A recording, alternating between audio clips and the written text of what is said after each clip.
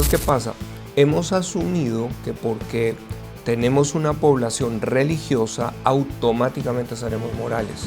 Si no fuéramos nosotros, o vamos a decirlo, si no fuéramos corruptos, y yo sé que puede sonar fuerte a la gente, no estaríamos eligiendo líderes corruptos. El presidente Teodoro Roosevelt tenía una frase que a mí me marcó mucho, porque él decía: educar la mente de una nación y no su moral es un crimen a la sociedad. Si quitas la ética y la moral, solo vas a tener un conocimiento que no forma al hombre en carácter, y lo único que vamos a tener es a una persona educada sin moral para ser corrupta en su especialidad. Pero yo les digo, mira, es necesario para un líder, sea político, sea que está en gobierno, sea que está en empresa, estar tan cerca de la gente para conocer sus problemas y tan cerca de Dios para conocer las soluciones. Wow. Hola, soy el pastor Camilo Bedoya y estoy aquí en Relevant con Kevin Tamay.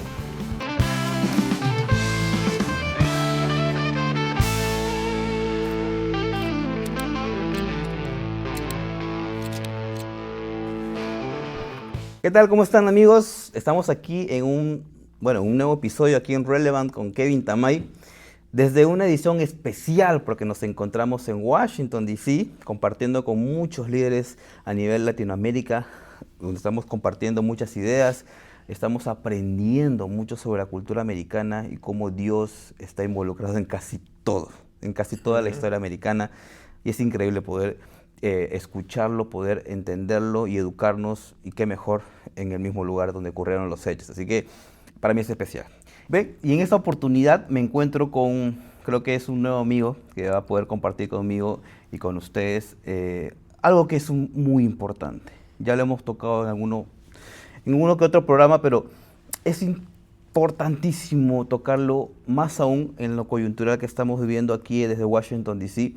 Así que quiero darle la bienvenida a mi invitado del día de hoy, es el pastor Camilo Bedoya. Él es pastor desde Colombia, ¿no? Pastor de la iglesia Semillas de Vida, que nos acompaña el día de hoy, pero igual me gustaría que la audiencia pueda conocer un poquito más de lo que se dedica pastor.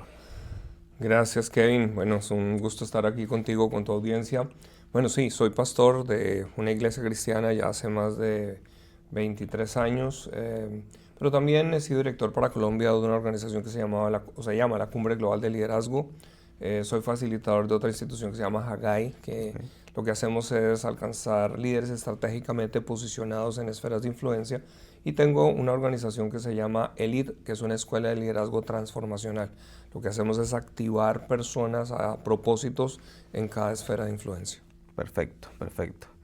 Bueno, es increíble poder conocer de primera mano, más aún con la experiencia que usted tiene sobre el tema que vamos a tocar el día de hoy, que tiene que ver con una estadística, y con eso quiero arrancar, pastor, que para mí es preocupante, ¿no?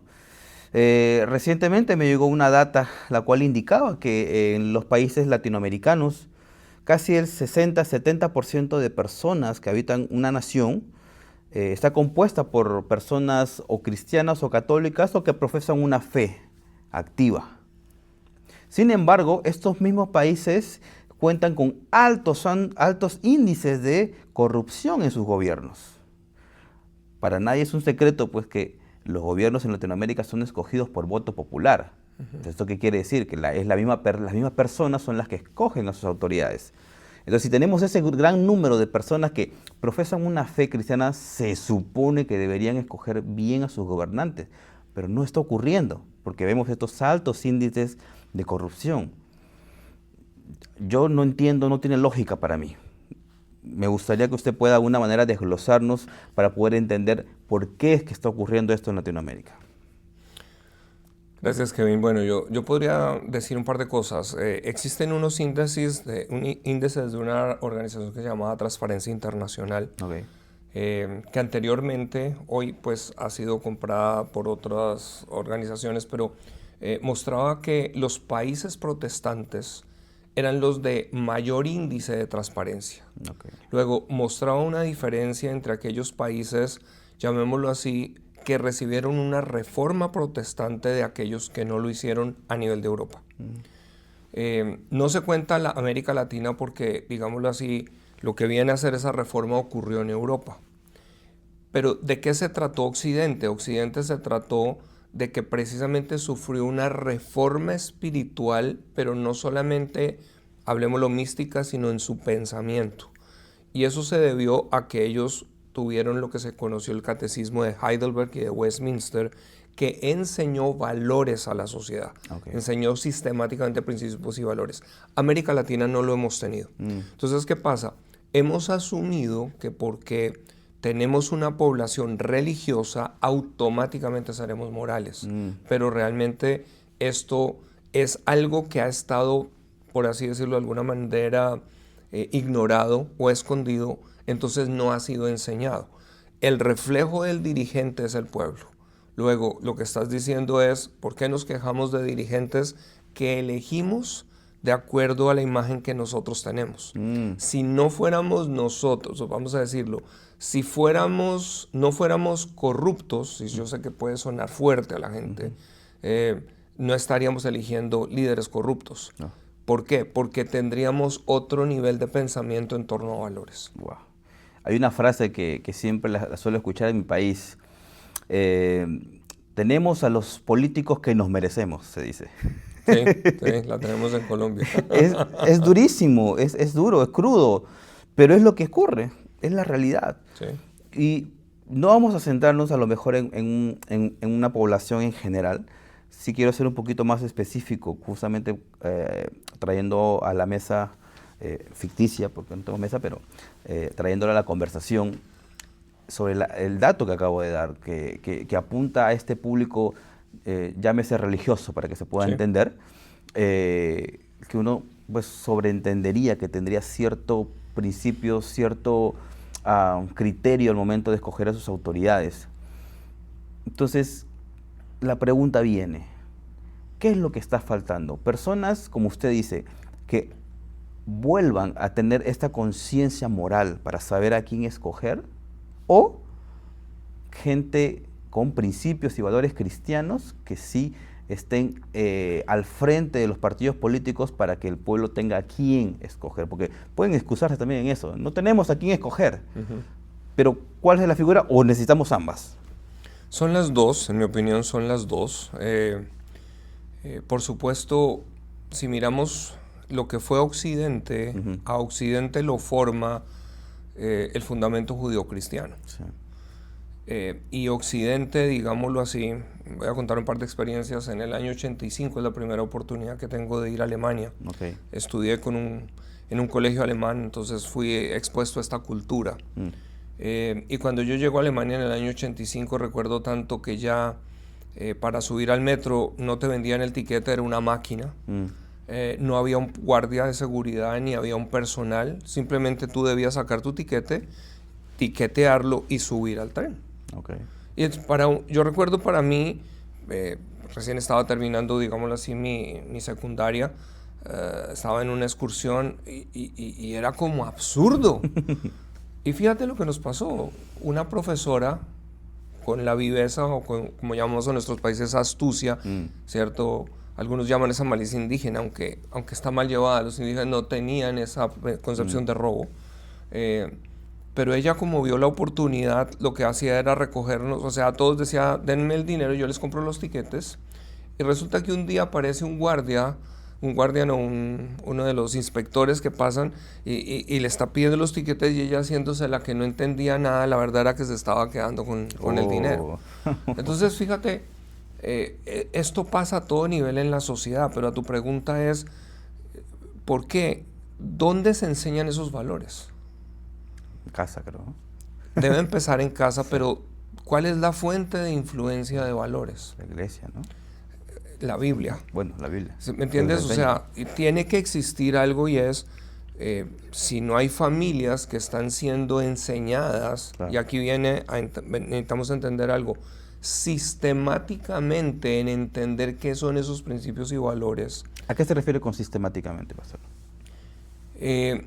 No pueden ser simplemente enseñados al azar o por capricho. Es decir, necesitamos regresar a entender cuáles son las definiciones contextuales para nosotros hoy en día. Entonces, por ejemplo, hay palabras que usamos todos los días, pero que significan diferente. Entonces, humildad es una palabra en nuestro vocabulario latinoamericano que en diferentes naciones, cuando yo menciono la palabra, la gente siempre lo asocia a personas pobres. Sí. No decimos pobreza, no decimos está pobre o está vaciado, sino decimos es humilde. La verdad es que la humildad no es estar pobre. Sí. La humildad es una característica de alguien que tiene una capacidad de reconocer errores, de aceptar para cambiar y para corregir. Ese es alguien humilde. Pero ¿qué pasa cuando no está ese entendimiento sistemático de palabras, que a eso me refiero? El código de valores está truncado, está alterado y vemos distorsionadamente el resultado que es. Somos una sociedad que en vez de caminar todos con una claridad de conceptos, tenemos una mezcla. Entonces, nadie sabe qué es. Cuando tú vienes aquí a Estados Unidos, fíjate, hay cosas que son muy claras. O sea, yo recuerdo la primera vez que manejé y había un letrero que decía 4-way, o sea, era un pare, stop, 4-way. Pero yo no sé cómo es en Perú, pero en Colombia cuando tú ves un pare solo, ten cuidado. Es una sugerencia, ¿no? No es te detienes, no importa si no viene nadie. ¿Qué pasa? Aquí nadie se pasa un pare, porque tienes un ticket y no solo un ticket. O sea, si lo pasas y hay un accidente, tiene una consecuencia. Claro. En nuestros países, fíjate que... y en nuestros países la gente a veces inclusive sabe que puede sobornar al policía. Sí.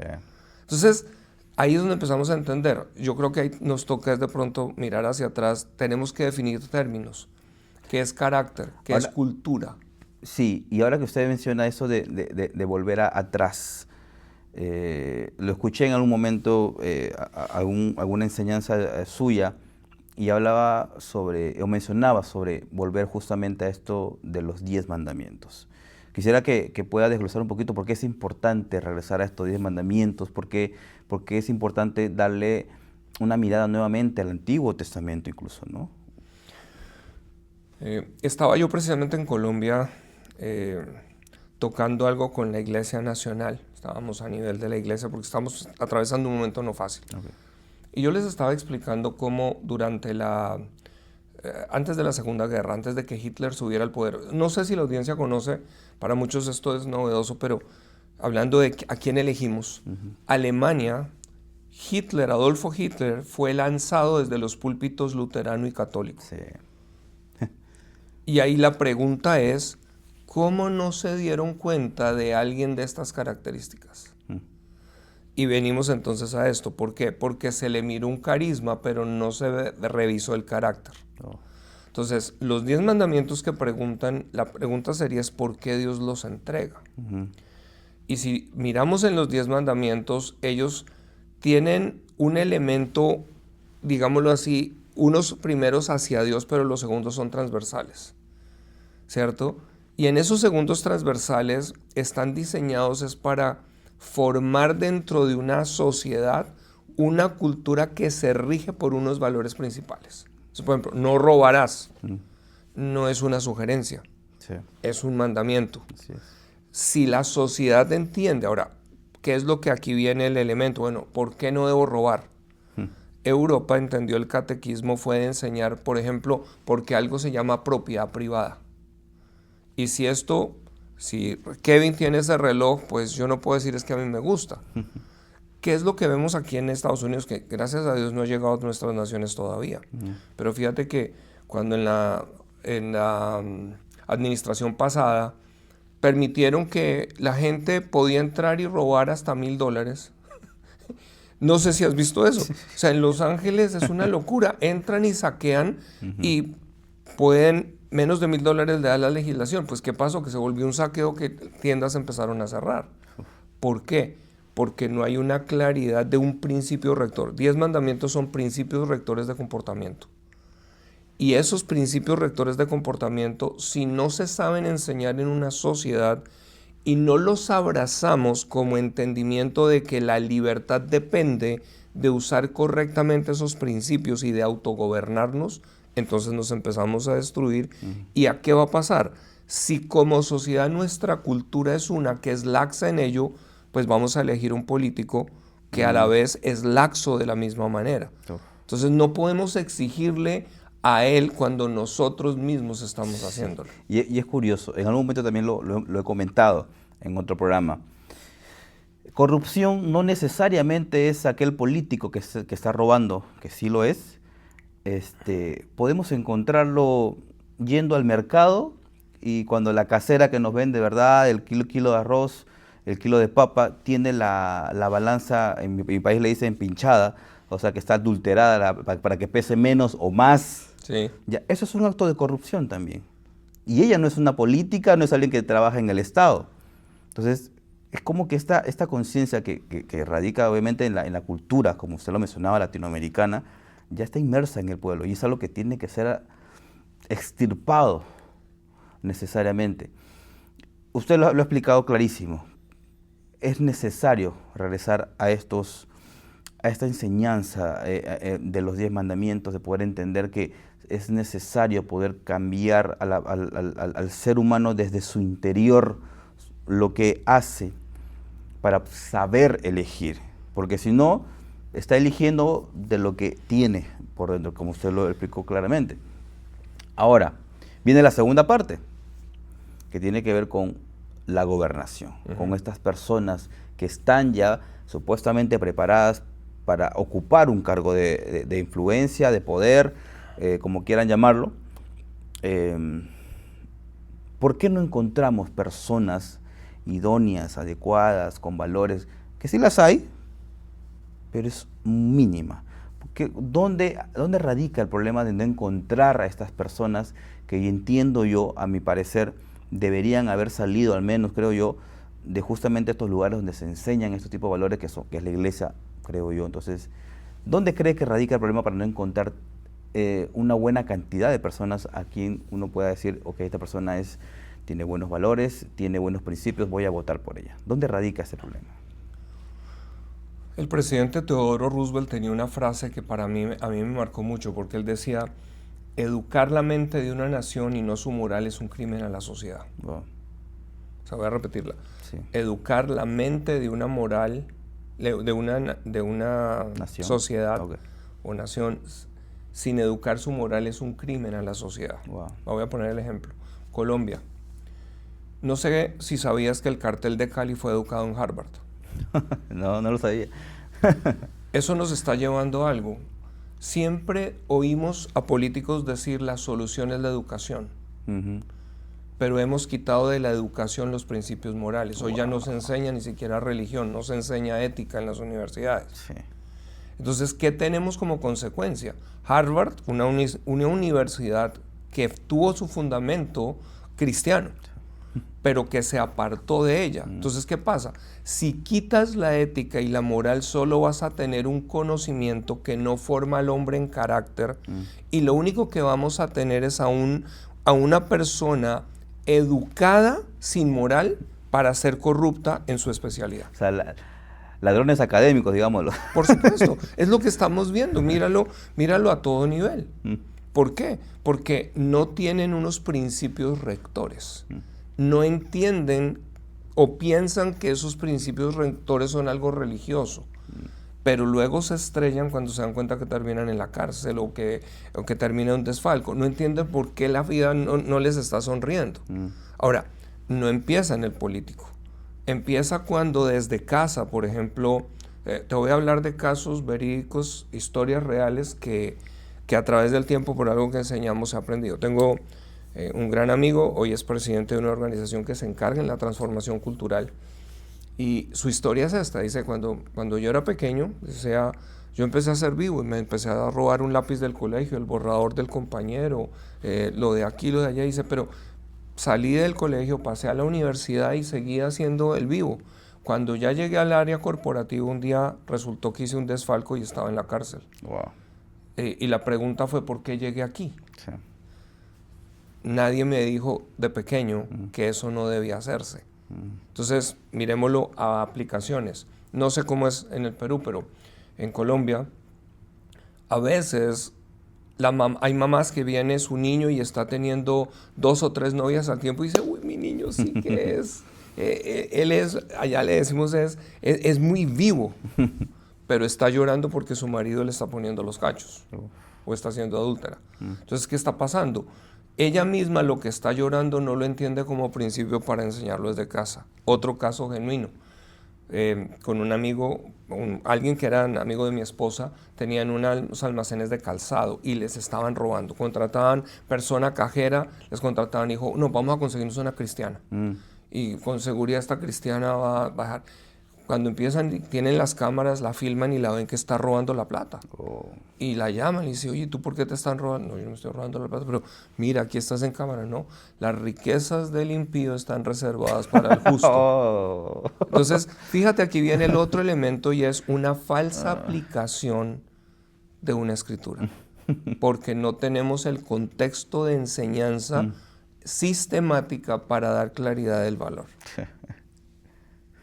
Entonces creo que, ¿me entiendes? Entonces la pregunta tuya también era, bueno, pero ¿de dónde tiene que enseñarse? Sí.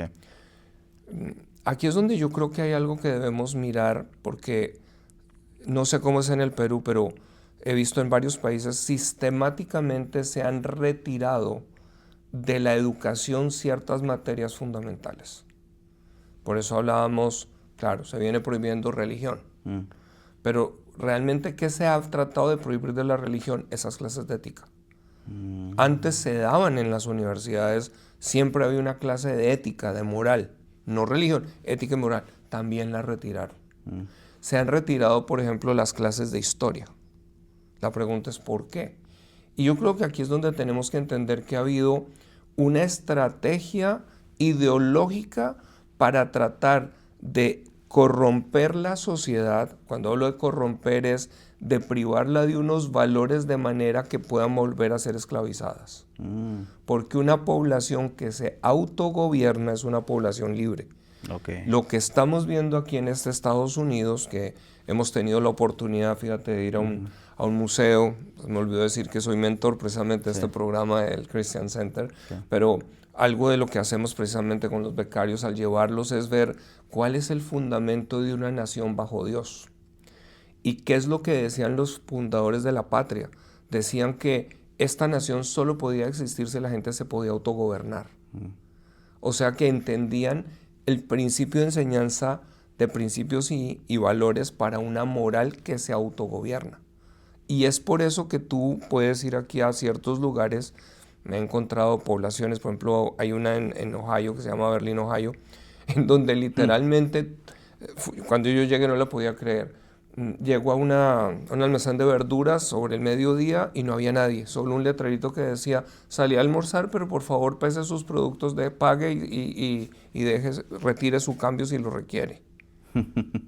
Tú dices, ¿esto qué es? O sea, ¿sí? La gente duerme con las puertas de la casa abiertas y las llaves de los carros en los carros.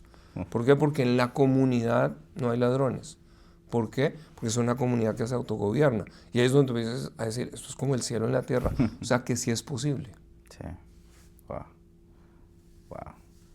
Sí, es para nosotros como latinos, pues vivir ese tipo de experiencias son experiencias sobrenaturales casi, ¿no? Porque ya hemos llegado a picos y niveles altos donde la inmoralidad, la corrupción está a todo nivel.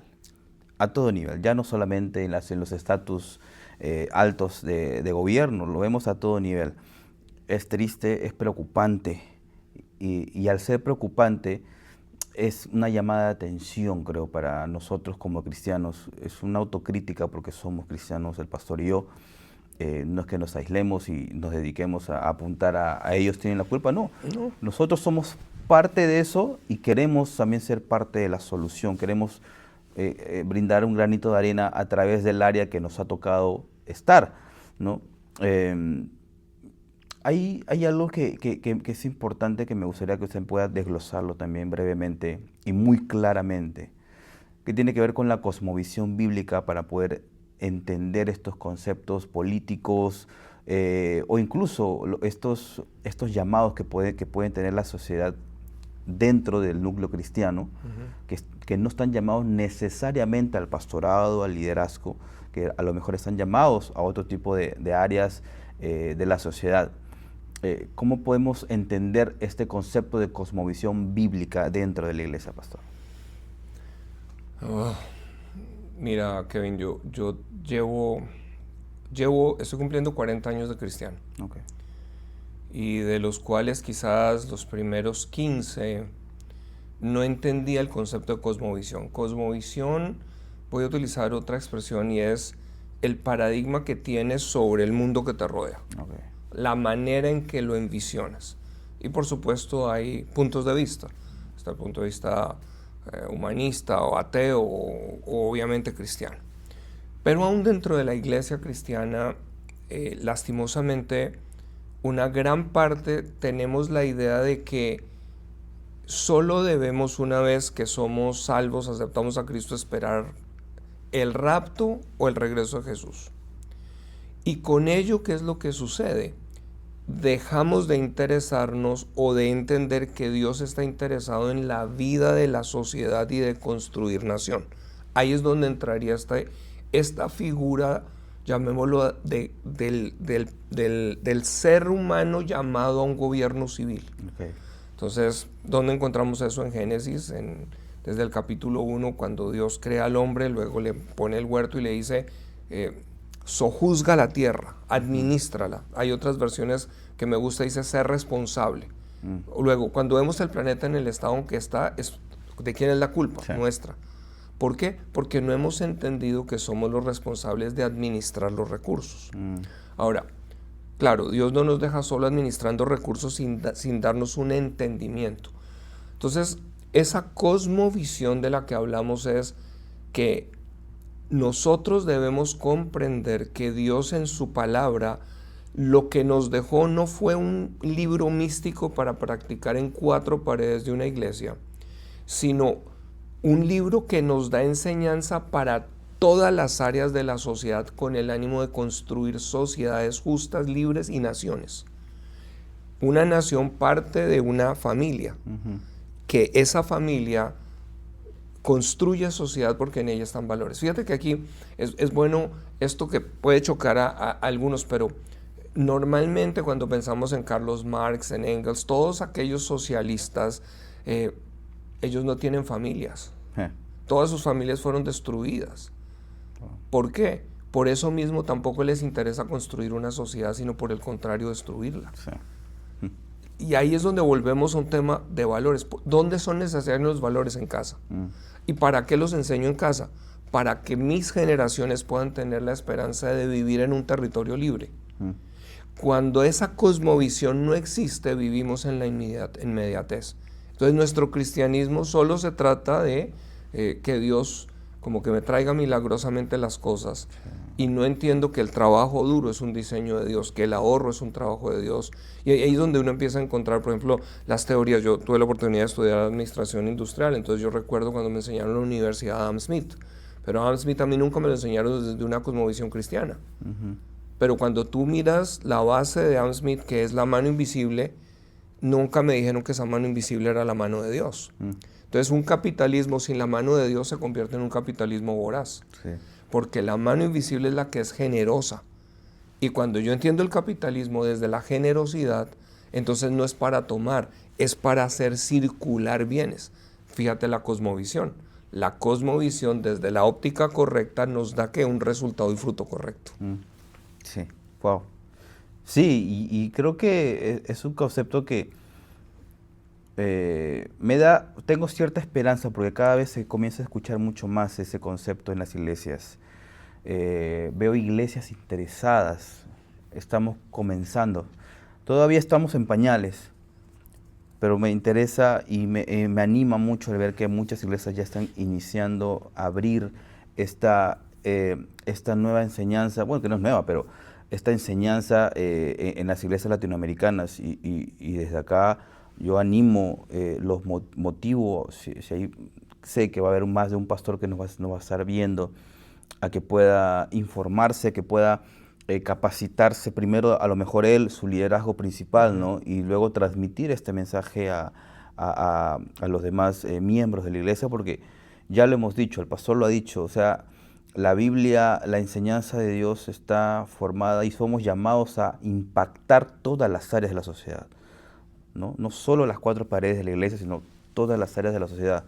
Y si formamos pues buenas familias, buenas sociedades, vamos a tener buenos gobiernos, ya cada vez vamos a dejar de quejarnos de nuestras autoridades porque vamos a tener buenos gobernantes, vamos a estar formados nosotros mismos para saber escoger también, elegir, no ser engañados.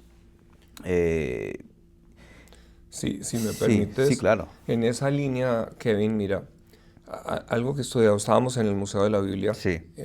ahí hay en un piso un científico que aparece que se llama George Washington Carver. Ujú. Es una historia fascinante, la pueden buscar, es como el nombre del fundador de la Sí. patria, ¿cierto? George Washington, pero termina en Carver. Y este hombre es un científico de color de los primeros que va a la universidad en medio de toda, donde se está saliendo Estados Unidos de la esclavitud, y se convierte en biólogo y químico. Pero lo interesante es que es cristiano. Wow. Como tiene una cosmovisión correcta, ¿qué es lo que pasa? En su laboratorio le empieza a hacer preguntas a Dios. Esto en nuestros países latinoamericanos no pensamos que Dios habla fuera de las paredes de la iglesia. Sí. Él cuando le empieza a hacer preguntas, resulta que llega finalmente a la pregunta y le dice, ¿para qué hiciste el maní? Y dice que Dios le dice, descompone el maní en sus elementos básicos. Y dice, como biólogo y químico sabía qué es eso.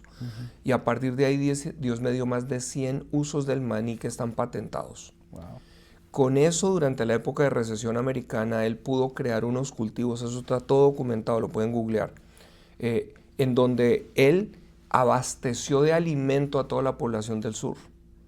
Ahora, ¿qué quiero decir con eso? Una cosmovisión que enseñó desde los púlpitos que no solamente se trataba de asistir un domingo en cuatro paredes, sino de empoderar hombres y mujeres para que afectaran una sociedad. Cuando tú miras aquí en Estados Unidos, te puedo hablar de varias empresas. Por ejemplo, la cadena de hoteles Days Inn fue creada por un cristiano que tenía una carga por misiones. Y la historia de él es que se mete en un hotel buscando a Dios, diciéndole, dame un modelo de negocio con el cual yo pueda financiar las misiones. Y Dios le da el modelo de negocio de esa cadena hotelera. Todos los recursos a través de los años fueron para financiar obra misionera, pero que es empresa privada. Otra organización, Caterpillar, los diseños de esas grandes máquinas se las dio Dios a ese hombre a través de orar a ello. Wow.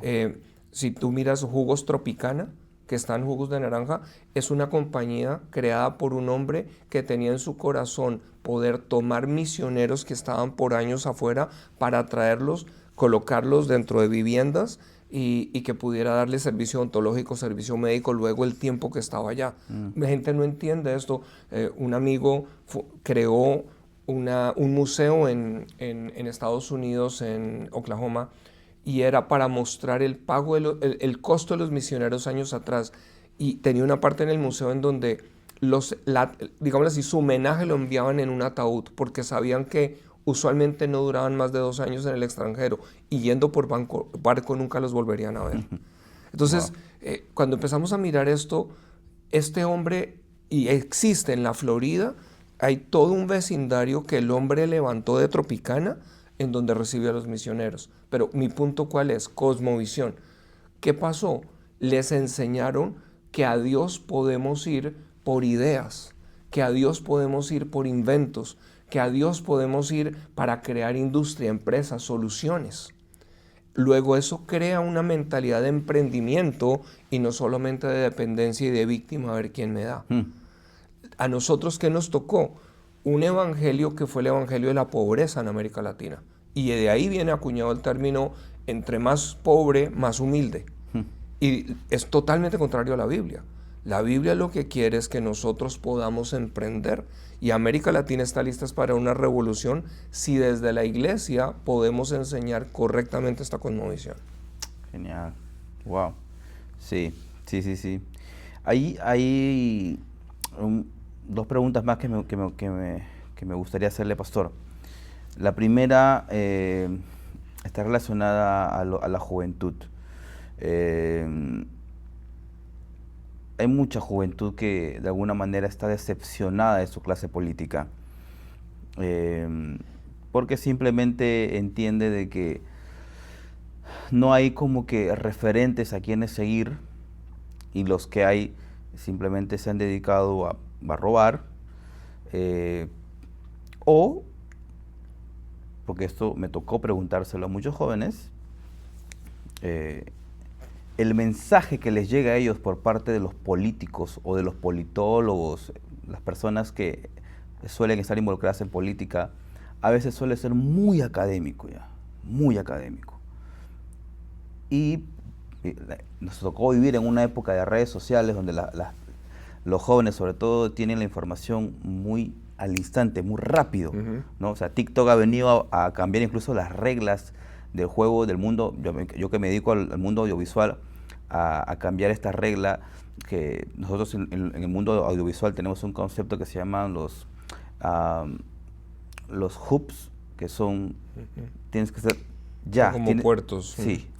Entonces, antes se decía que tenías que atrapar a tu público en los primeros 5 segundos de tu video, si no lo perdías. Ya, hoy eso se ha reducido a 3 segundos. Parece imposible, pero esas son las reglas de juego hoy en día. Entonces los jóvenes se han acostumbrado a eso, a tener la información ya, directa, precisa, concisa. Entonces tenemos 2 tipos de problemas que yo he identificado en los jóvenes por su rechazo a la política. Primero, por el tipo de políticos que existen, y el segundo, porque se encuentran con una información demasiado académica. No la entienden, no la comprenden. ¿Qué reflexión nos podría dejar usted? Primero, para los jóvenes que nos están escuchando, para inspirarlos a ellos sobre la importancia y la necesidad de así no te dediques a la política, no estás llamado a un cargo público, pero sí estar informado en temas políticos. Y lo segundo es para los que ya hacen política, de repente hay más de un adulto ya grande que sí ya está involucrado en política, pero que a lo mejor quiere ser demasiado académico, quiere ser muy inteligente, ¿no? Y quiere dar un mensaje muy complejo, muy complicado, que a veces no termina de entenderse. Esas 2 reflexiones me gustaría que pueda dejarnos, pastor. Bueno, yo creo que, no sé si en Perú le dicen politiquería. Sí. Ok. Sí. Vamos a diferenciar entonces que yo creo que lo que está cansada una juventud y nosotros mismos es de esa politiquería. Sí. O de, vamos a decir, personas que han utilizado un discurso, pero que muchas veces no saben ni siquiera emprender algo. Y yo creo que si vamos a la Biblia hablando de una cosmovisión, pues Dios nunca levantó políticos, levantó reyes. O voy a decirlo de otra manera, levantó ciudadanos solucionadores de problemas. No. Y yo creo que cuando vemos, por ejemplo, un presidente Bukele, fíjate que él no viene de un trasfondo político, era empresario. Cuando vemos un Milei, o sea, era otro hombre que no venía del concepto técnico de lo que estás hablando. Sí. Quizás lo que está pasando, porque creo que a veces es necesario llegar como a un límite, decimos ya no más, como para empezar a mirar alternativas. Quizás lo que es el momento es más bien para jóvenes entender que quizás son ellos los que tienen que ser los solucionadores de problemas del momento, que eso es lo que finalmente se requiere en la cosa pública. ¿Qué es lo que hay de problemáticas para solución? Hay algo que suelo enseñar con la escuela que tengo de liderazgo transformacional, pero yo les digo, mira, es necesario para un líder, sea político, sea que está en gobierno, sea que está en empresa, estar tan cerca de la gente para conocer sus problemas y tan cerca de Dios para conocer las soluciones. Wow. Entonces yo creo que lo que necesitamos es enseñarles a que no se dejen llevar tanto por el discurso, pero más bien que empiecen a mirar cuál es el fruto que están viendo en personas. En Colombia puedo decir, no sé, hoy cuando miramos atrás, quien tenemos de presidente cuando estuvo en la alcaldía de Bogotá fue un desastre. Todos los indicadores estuvieron al revés, todo fue bla, bla, bla, bla, bla, pero como dices, los medios los capturaron. Se dejaron llevar por los medios y tal vez la enseñanza a jóvenes que nos escuchan es, esperen más de los 3 segundos, porque tal vez los 3 segundos solo les están dando la zanahoria para darles la idea, pero tal vez después de los 3 segundos es que van a entender cuál es la realidad de lo que les están ofreciendo. Sí. Y yo creo que nos hemos vuelto tan de inmediatez que creo lo que estamos viendo hoy en día es que no hay profundidad en conceptos en la gente. Y aquí a una generación joven necesitamos es que no solo lea el titular, sino lea la letra menudita. Y yo creo que ahí es donde viene algo que es más profundo y que va a permitir empezar a hacer decisiones.